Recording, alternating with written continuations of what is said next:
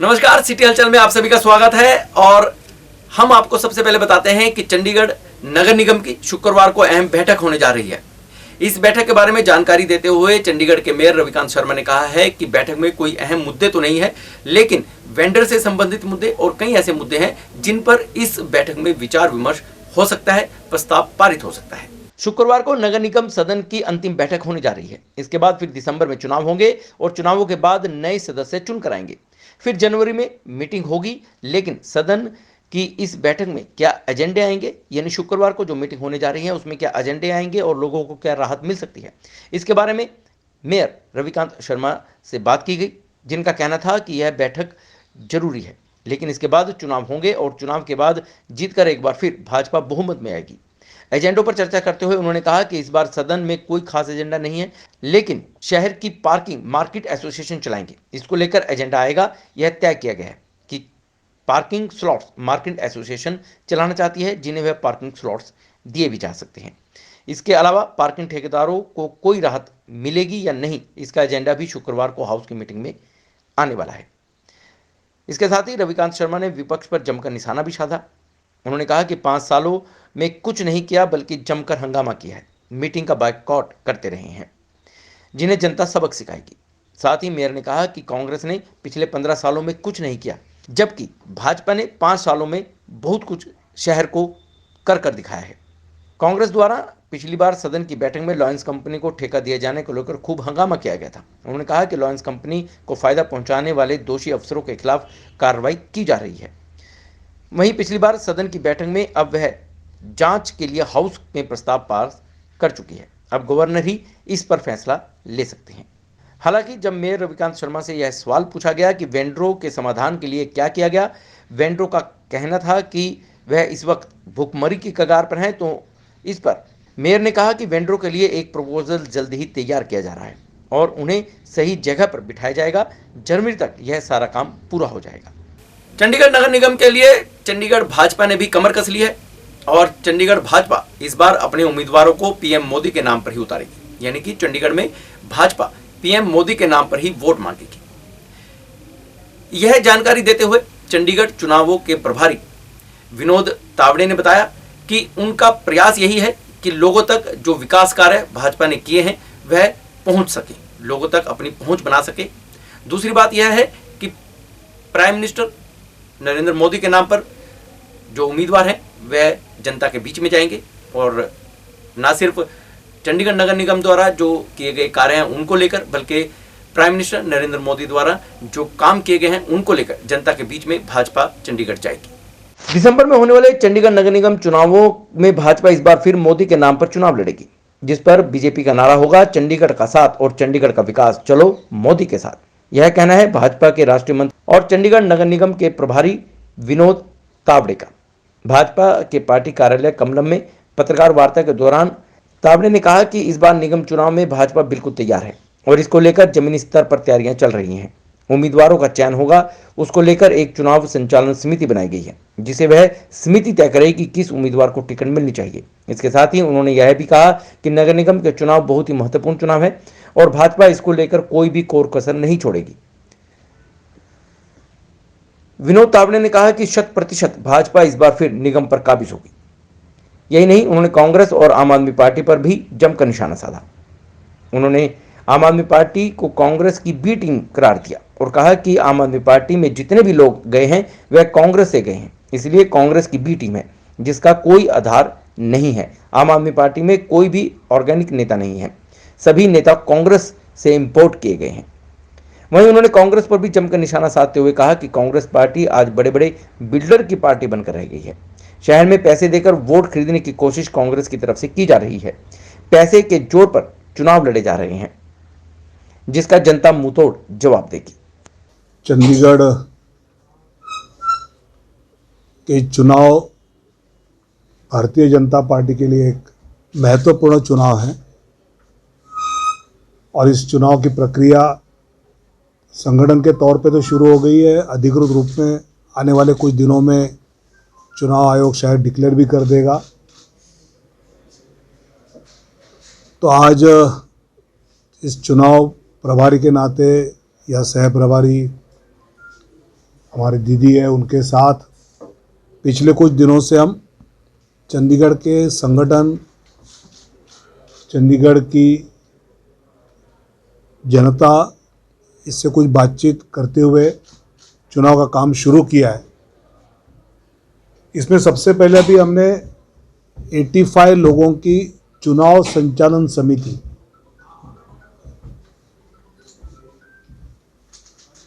निश्चित की है। हर एक को उसमें दायित्व, राइट फ्रॉम बस्ता बनाना, रैली करना, social media, print media, digital media, electronic media, ऐसे सभी अलग अलग 85 लोगों की चुनाव संचालन समिति रहेगी और इसका नेतृत्व चंडीगढ़ के अध्यक्ष अरुण सूद जी, यहाँ की सांसद अपने स्वास्थ्य के कारण ऑनलाइन लगातार हमारे साथ रहती है, किरण जी, पूर्व अध्यक्ष संजय टंडन जी, सतपाल जैन जी, इन चारों के नेतृत्व में ये चुनाव चंडीगढ़ में हम सब भारतीय जनता पार्टी के नाते लड़ेंगे। मोहाली में दिन दिहाड़े गोली फायरिंग होने का मामला सामने आया है। यह फायरिंग 2 युवकों पर की गई। यह युवक मोटरसाइकिल पर जा रहे थे कि यहां पर पहले से घात लगाकर बैठे हुए 4 युवकों ने इन पर हमला करने का प्रयास किया। आखिरकार इन 2 युवकों ने अपना मोटरसाइकिल वहीं पर छोड़ा और किसी के घर में घुसकर अपनी जान बचाई। इन युवकों का यह भी आरोप है कि इनके ऊपर पीछे से गोली चलाई गई। जब यह लोग इन हमलावरों के हाथ नहीं आए तो आखिरकार हमलावर एक गाड़ी में बैठकर यहां से फरार हो गए। मौके पर पुलिस पहुंची, छानबीन शुरू की गई। यहां पर मौके से पुलिस को चली हुई गोली का एक खोल भी बरामद हुआ है। इसके बाद इन युवकों का यह भी कहना है कि यह जो हमला इन पर हुआ है यह पुरानी रंजिश के चलते हुआ है और हमलावरों को वह जानते हैं, पहचानते हैं और हो सकता है कि इन्हीं द्वारा इन पर हमला किया गया हो, क्योंकि इन्हें बार बार धमकियां भी मिल रही थी। पुलिस ने सभी पहलुओं को सुना है और जांच शुरू कर दी है और हमलावरों पर छानबीन शुरू की गई है। उनके लिए पकड़ने के लिए छापेमारी की गई है। मोहाली में सफारी गाड़ी सवार 4 युवकों ने दिन दिहाड़े मोटरसाइकिल पर आए 2 युवकों पर फायरिंग करके वहां से फरार हो गए। हमलावरों के हाथ में पिस्टल देख दोनों युवकों ने भागकर जान बचाई। अपना मोटरसाइकिल वहीं गिराकर वह भाग गए। उधर फायर करने के बाद बदमाश गाड़ी में बैठकर फरार हो गए। गनीमत यह रही कि इस हमले में किसी का कोई जानी नुकसान नहीं हुआ, बचाव हो गया। हमला पुरानी रंजिश के चलते किया गया था। फिलहाल पुलिस मामले की जांच कर रही है। अब जानकारी यह है कि बलोंगी निवासी रोहित कुमार यामा मोटरसाइकिल पर मदनपुरा में अपने दोस्त जसविंदर को छोड़ने आया था। जैसे ही रोहित मदनपुरा गांव में दाखिल होने लगा, वहां पहले से घात लगाकर बैठे सफारी गाड़ी सवार 4 हमलावर अचानक तेज धार हथियार लेकर रोहित की तरफ भाग पड़े, जिसके बाद रोहित और उसका दोस्त जसविंदर मोटरसाइकिल वहीं पर छोड़कर गांव की तरफ भागे और किसी के घर में छिपकर जान बचाई। पीछे से हमलावरों द्वारा पिस्टल से गोली भी चलाई गई, लेकिन किसी को लगी नहीं। बाद में वारदात को अंजाम देकर हमलावर गाड़ी में बैठकर फरार हो गए। घटना की सूचना के बाद मौके पर पहुंचे थाना फेज 1 प्रभारी शिवदीप सिंह बराड़ और पुलिस पार्टी के साथ यहां पर छानबीन की। पीड़ितों से घटना की जानकारी ली और आरोपियों की पहचान करवा उनकी तलाश में छापेमारी भी शुरू कर दी। पुलिस को यहां पर चला हुआ एक गोली का खोल भी बरामद हुआ है। मौके पर पीड़ित युवक रोहित की मां और प्रत्यदर्शियों ने वारदात के संबंधी जानकारी दी, विस्तार से बताने का प्रयास किया। बेशक पेट्रोल और डीजल के दाम कम हो चुके हैं, लेकिन इसके बावजूद भी सब्जियों पर जो महंगाई है वह कम होती हुई नजर नहीं आ रही है। आलू हो, प्याज हो या मटर हो, टमाटर हो, सभी के दाम आसमान छू रहे हैं और यह दाम इतने हैं कि पेट्रोल और डीजल के दाम कम हो गए हैं, लेकिन सब्जियों के दाम कम होने का नाम नहीं ले रहे हैं। शहर में सब्जियों में सबसे ज्यादा महंगा इस समय टमाटर बिक रहा है। टमाटर के दाम कम नहीं हो रहे हैं। यूं कहें कि टमाटर अब आम लोगों की पहुंच से परे होता जा रहा है। इन दिनों टमाटर 70 रुपए से 80 रुपए प्रति किलो बिक रहा है। यहां तक कि कुछ क्षेत्रों में तो इसका दाम 100 रुपए प्रति किलो तक पहुंच चुका है। मार्केट कमेटी की ओर से रोजाना सब्जियों के दाम तय किए जा रहे हैं, लेकिन महंगाई से निजात मिल नहीं रही है। पेट्रोल और डीजल के दामों में गिरावट होने के बावजूद भी सब्जियों के दाम कम नहीं हो रहे हैं। टमाटर जहां 50 रुपए से लेकर 100 रुपए किलो बिक रहे हैं, वहीं इस समय टमाटर की कीमत 80 रुपए प्रति किलो से ऊपर पहुंच चुकी है। पहाड़ी आलू भी 40 रुपए प्रति किलो से ऊपर बिक रहा है। ऐसे में लोगों पर महंगाई का बोझ एक बार फिर पड़ चुका है। मार्केट कमेटी की ओर से सब्जियों के दाम रोजाना निर्धारित किए जाते हैं, लेकिन उनसे भी शहरवासियों को राहत नहीं मिल रही है। रेहड़ी फड़ी वाले अपने मनमर्जी से सब्जियों के दाम सेक्टरों में या फिर अन्य कॉलोनियों में या जगह जगह घूमकर जो सब्जियां बेचते हैं, उनके दाम अपने मन मुताबिक ले रहे हैं, जिससे लोगों को राहत मिलती हुई नजर नहीं आ रही है। रेहड़ी फड़ी वालों की बात करें तो आलू 50 रुपए से 60 रुपए तक, गोभी 80 रुपए से 100 रुपए तक, शिमला मिर्च 90 रुपए से 110 रुपए तक, करेला 100 रुपए से लेकर 120 रुपए तक प्रति किलो के हिसाब से बेचा जा रहा है, जिसके कारण लोग काफी परेशान हैं, क्योंकि उन्हें महंगाई से निजात मिलती हुई नजर नहीं आ रही है। सूर्यदेव की पूजा अर्चना का पर्व है छठ पूजा। काफी कठिन पर्व है और कठिन व्रत इस दौरान रखा जाता है, लेकिन यह सब आस्था के सामने कुछ भी नहीं है। और इसी का उदाहरण बीते दिनों शहर भर में जो छठ पूजा का आयोजन हुआ, छठ पूजा में जो व्रतियों ने व्रत रखा, इसका उदाहरण रहा है। आखिरकार वीरवार को सूर्य उदय के साथ ही यह छठ पर्व समाप्त हुआ। सूर्य उपासना के महापर्व छठ का वीरवार को समापन हो गया। इससे पहले न्यू लेक सेक्टर 42 सहित शहर के विभिन्न भागों में हजारों व्रतियों ने अस्ताचलगामी सूर्य को अर्घ दिया।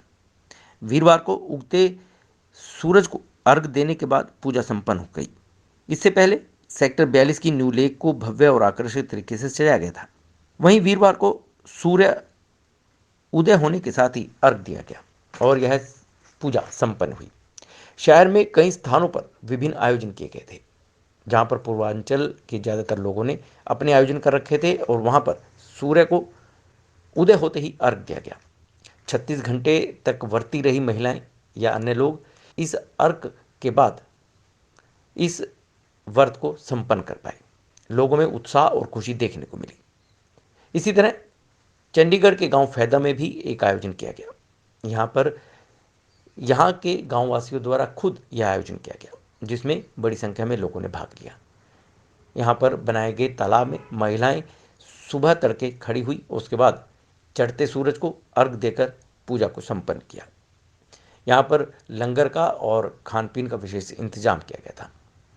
पूर्वांचल के लोग सुबह 3 बजे से ही यहाँ के कार्यक्रम को आयोजित करने में जुटे हुए थे। प्रसाद बनाया गया और साथ ही व्रतियों को इस अवसर पर पूजा करने के लिए उचित स्थान मुहैया करवाया गया, जिसके बाद व्रतियों ने अपनी पूजा अर्चना की, सूर्य को अर्घ दिया और छठ माता के इस बहुत ही कठिन व्रत को विराम दिया।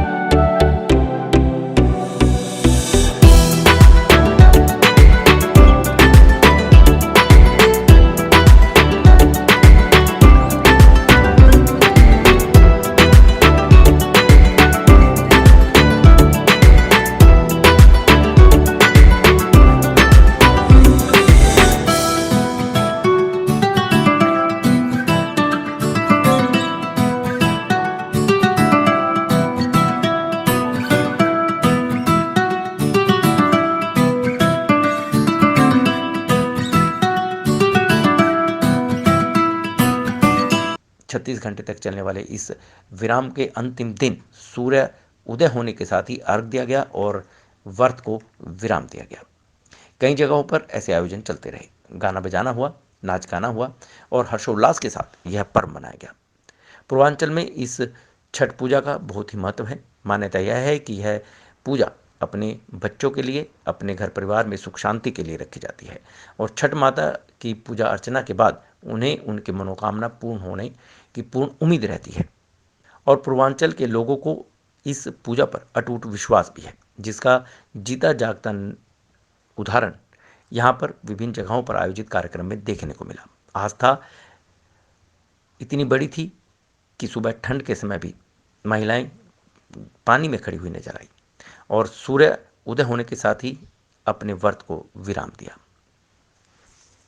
हम लोग मेनली अपने घर से भी दूर हैं, तो ये हमारे लिए करीब डेस्टिनेशन है और ये एक आस्था है लोगों की, जिसमें लोग मतलब अगर उनकी कोई मनोकामना हो जाता है जो पूरे हो जाते हैं, तो ये छठ पर्व उसी लिए मनाया जाता है, खुशी से। छठ पूजा तो मेनली लाइक मनाते हैं, ऐसा कहा क्या है ना कि छठ माँ इज लाइक जो बच्चों को खुशी देते हैं, लाइक बच्चों को प्रोटेक्ट करने के लिए माएँ करती है, तो इस तरह का है, तो इसलिए छठ पूजा मनाते हैं। पूजा बिहार का एक प्रसिद्ध त्यौहार है, मतलब पवित्र त्योहार, 4 दिन का चलता है। इसमें निर्जला व्रत रखे जाता है, जो जिन्होंने अपनी मन्नत मांगी होती है वो पूरा के लिए करते हैं, किसी खुशी होती है वो करते हैं। 4 दिन ये चलता है।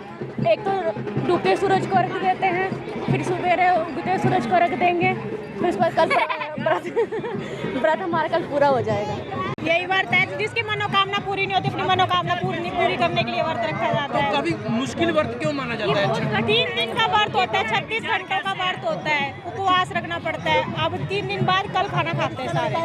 ये परिवार के लिए होता है ना, ये कठिन व्रत होता है। इसमें बिना जल पिए आदमी 3 दिन तक ये व्रत रखते हैं। पहले नहाए खाए होता है, जिसमें फिर अगले खरना होता है, उसमें भी सारा दिन बिना जल पिए हुए, फिर शाम को हम खीर जो बनाते हैं गाय के दूध का वो खाते हैं। फिर अगले दिन सारा दिन निर्जला व्रत, फिर डूबते हुए सूरज को अर्घ देते हैं, फिर सुबह अगले दिन उगते हुए सूरज को अर्घ देते हैं।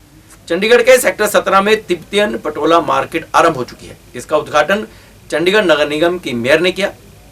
यहाँ पर तिब्बत, नेपाल और अन्य जगह से गर्म कपड़ों के लिए बाजार सज चुका है। चंडीगढ़ के सेक्टर 17 सर्कस ग्राउंड में यह बाजार लगा है और यहाँ पर इन तिब्बतियों का कहना है कि वह हर साल आते हैं और चंडीगढ़ से हमेशा ही अच्छा रिस्पॉन्स उन्हें मिलता है। करीब 3 माह तक चलने वाली अस्थायी तिब्बती मार्केट, तिब्बतन पटोला मार्केट का गुरुवार को चंडीगढ़ नगर निगम के निगम आयुक्त अनिंदिता मित्रा ने विधिवत उद्घाटन किया। सेक्टर 17 स्थित सर्कस ग्राउंड में लगाई गई इस मार्केट में दर्जनों दुकानें हैं जो सर्दियों के ऊनी कपड़े जैसे जैकेट, स्वेटर्स, मफलर्स, टोपी, दस्ताने से लेकर कई विभिन्न तरह के सर्द कपड़ों का व्यापार करते हैं। यह व्यापारी मूल रूप से तिब्बत के हिमालय क्षेत्र के दूर दराज इलाकों से संबंध रखते हैं और चंडीगढ़ में आकर सर्दियों से कपड़ा व्यापार करते रहे हैं। उद्घाटन सत्र में स्थानीय तिब्बती समुदाय के व्यापक भागीदारी भी देखने को मिली, जिनमें सांस्कृतिक आयोजन भी किया गया।